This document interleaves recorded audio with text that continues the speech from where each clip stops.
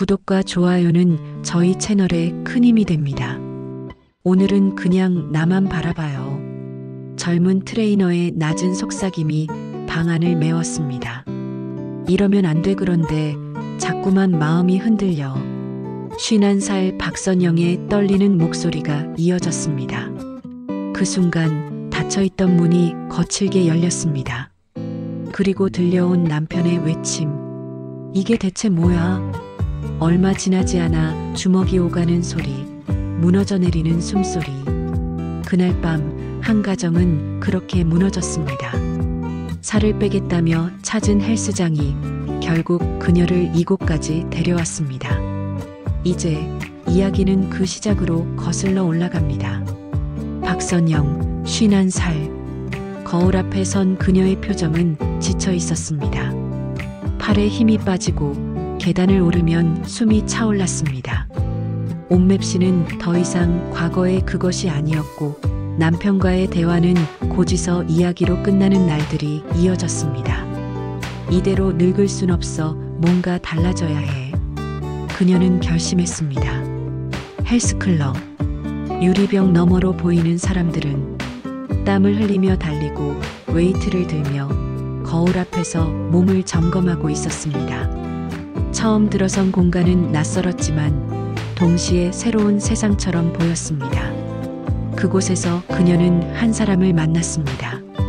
30살의 젊은 트레이너 이준호. 사람들은 그를 마애준이라 불렀습니다. 탄탄한 몸매, 환한 웃음, 그리고 다정한 말투. 선영 누님, 오늘부터 저랑 같이 하실 거죠? 걱정 마세요. 운동은 원래 어릴 때보다 지금이 더 보람 있어요. 그 짧은 말 한마디가 선영의 가슴에 이상한 울림을 주었습니다. 남편에게서 들어본 적 없는 격려. 아무렇지 않게 건네는 미소 속에서 그녀는 잊었던 설렘을 느꼈습니다.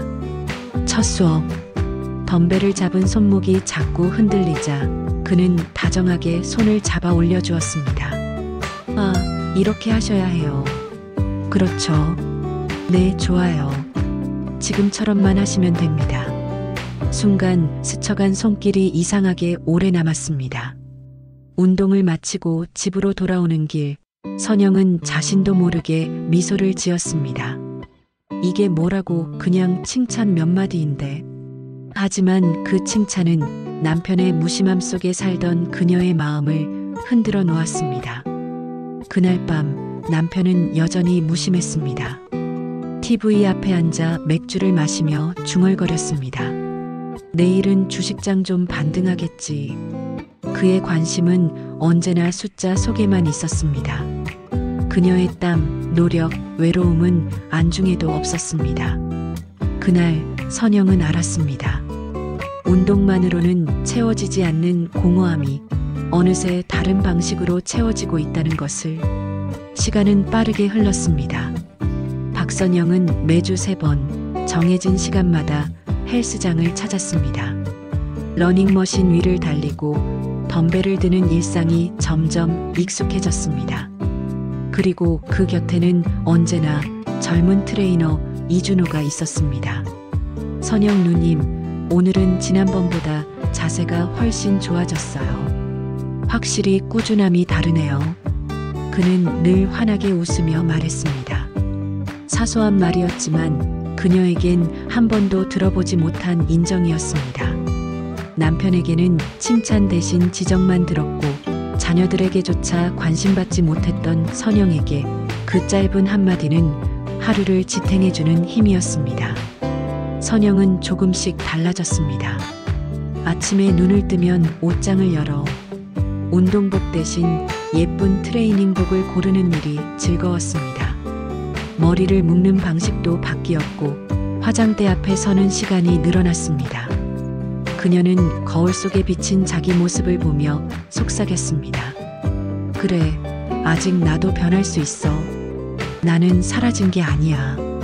그러나 그 변화는 결코 값싸지 않았습니다. 개인 PT 비용은 월 100만 원, 1년이면 1000만 원이 훌쩍 넘는 금액이었습니다. 남편 몰래 감당하기엔 무리였습니다. 어느 날 PT 세션이 끝난 뒤 준호가 조심스레 말을 꺼냈습니다. 선영 누님, 원래 이 가격으론 계속하기 부담스럽잖아요. 제가 특별히 할인해 드릴게요. 300만 원, 1년치로 끊으시면 됩니다. 다른 분들에겐 절대 안 하는 조건이에요. 그 말에 선영의 가슴은 두근거렸습니다. 마치 자신만 특별 대우를 받는 듯한 착각. 그녀는 곧장 지갑을 열었습니다. 카드 명세서에 찍힌 숫자는 크고 무거웠지만 그 순간만큼은 후회하지 않았습니다. 집에 돌아와 명세서를 본 남편은 얼굴을 찌푸렸습니다. 이게 뭐야? 헬스장에 300만 원? 당신 제정신이야?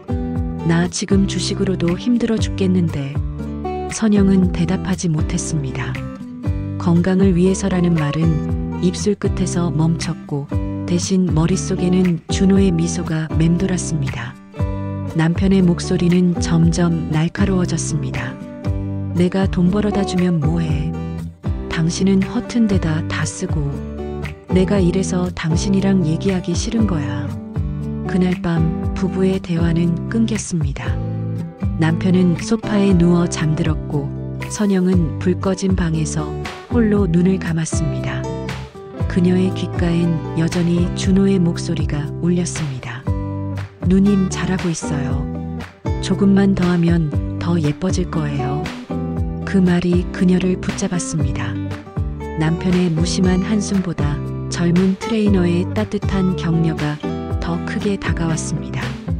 그리고 그때부터 운동은 단순한 운동이 아니었습니다. 그녀의 일상에서 유일하게 살아있음을 느끼게 해주는 순간 선영은 알았습니다. 몸을 단련하는 과정이 아니라 점점 마음이 흔들리고 있다는 것을. 하지만 멈출 수 없었습니다. 이미 그녀는 그 세계에 발을 들여놓았기 때문입니다. 운동을 시작한 지 넉 달째 박선영의 몸은 눈에 띄게 달라지고 있었습니다. 늘어진 팔뚝은 조금씩 탄력을 되찾았고 오래 계단을 올라가도 숨이 차지 않았습니다. 거울 속에 비친 자신의 모습에 그녀는 오랜만에 미소를 지을 수 있었습니다. 그런 선영에게 준호는 늘 따뜻한 격려를 아끼지 않았습니다. 누님, 솔직히 말씀드리면 처음 오셨을 때보다 지금은 완전히 다른 분 같아요.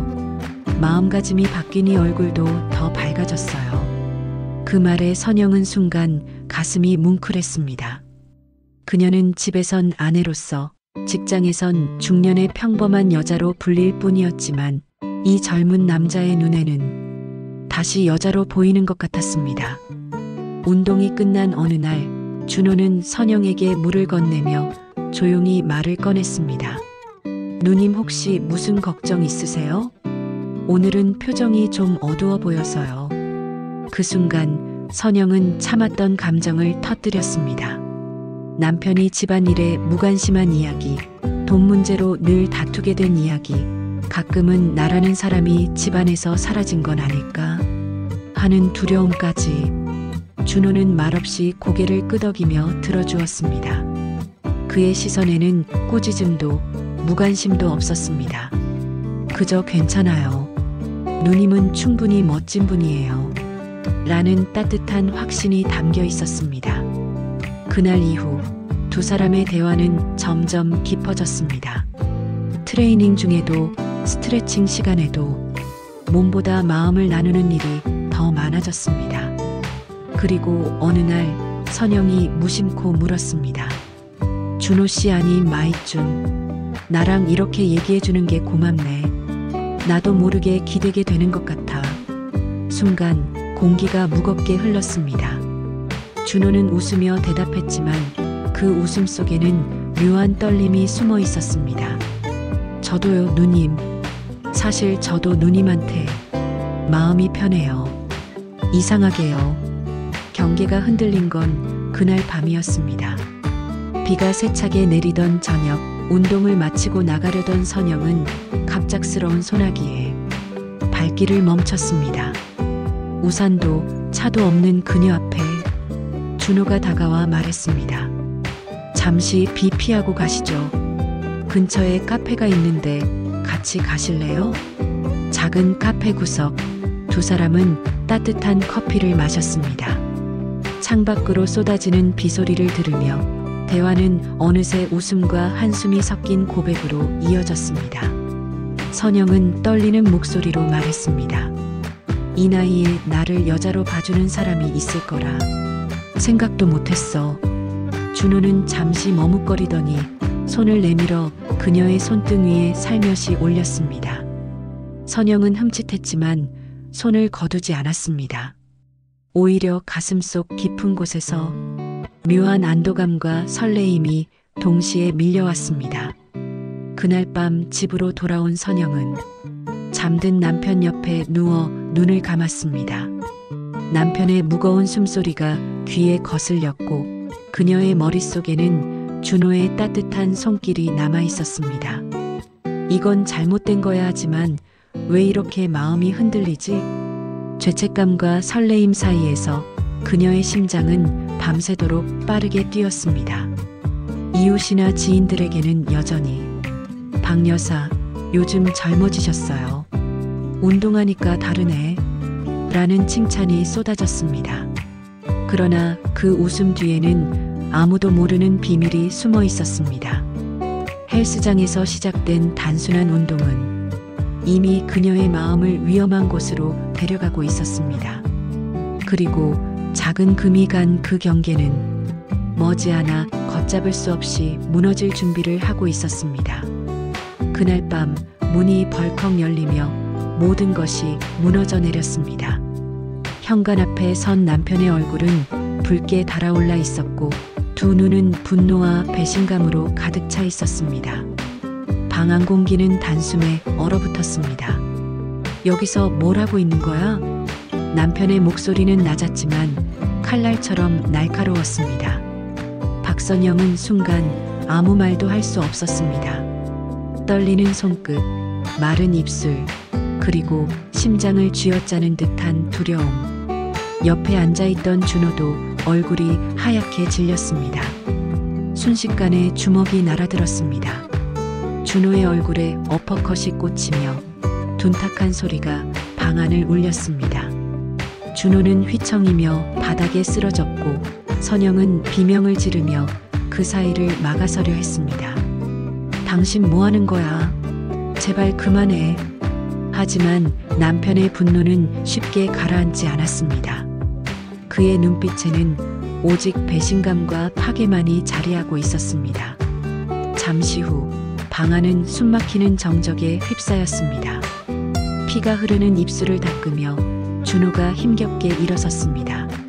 죄송합니다. 정말 죄송합니다. 하지만 그의 목소리는 떨렸지만 끝내 이어지지 못했습니다. 박선영은 흐느끼며 남편에게 무릎을 꿇었습니다. 잘못했어요. 정말 잘못했어요. 하지만 당신과는 너무 외로웠어요. 나도 누군가에게 기대고 싶었을 뿐이에요. 그 고백은 남편의 가슴을 갈기갈기 찢어 놓았습니다. 그는 허탈한 웃음을 흘리며 중얼거렸습니다. 그 기대가 하필이면 내 아들뻘 되는 놈이었어? 이후의 시간은 지옥과도 같았습니다. 집으로 돌아온 후에도 부부 사이의 대화는 단절되었습니다. 식탁 위에 놓인 밥그릇은 식어갔고 남편의 눈빛은 차갑게 얼어붙었습니다. 아이 앞에서조차 웃음을 지을 수 없었습니다. 이웃들의 시선도 달라졌습니다. 헬스장 트레이너랑 그렇다더라. 그래도 나이가 있는데 참 효율적으로 건강을 관리한다며 부러움을 샀던 선영의 발걸음은 이제 수군거림과 조롱의 대상이 되었습니다. 준호는 결국 헬스장을 그만두었습니다. 한때 마이쭌이라 불리며 회원들에게 인기를 끌었지만 이제는 이름조차 불리는 것이 두려웠습니다. 그의 젊음과 열정은 하루아침에 추락했습니다. 박선영은 거울 앞에 서서 스스로를 바라보았습니다. 예전보다 다듬어진 몸매와 건강한 얼굴이 더 이상 자랑스러워 보이지 않았습니다. 그 모든 변화가 불륜의 흔적처럼 느껴졌기 때문입니다. 나는 어디서부터 잘못된 걸까? 그녀는 스스로에게 수없이 물었지만 돌아오는 대답은 언제나 같은 것이었습니다. 그 순간 멈췄어야 했다. 그리고 남편의 마지막 말은 그녀의 가슴을 깊이 파고들었습니다. 당신이 찾은 게 행복이었을지는 몰라도 내겐 오직 지옥이었어. 그렇게 한순간의 위로로 시작된 불꽃은 결국 가정을 잿더미로 만들었습니다.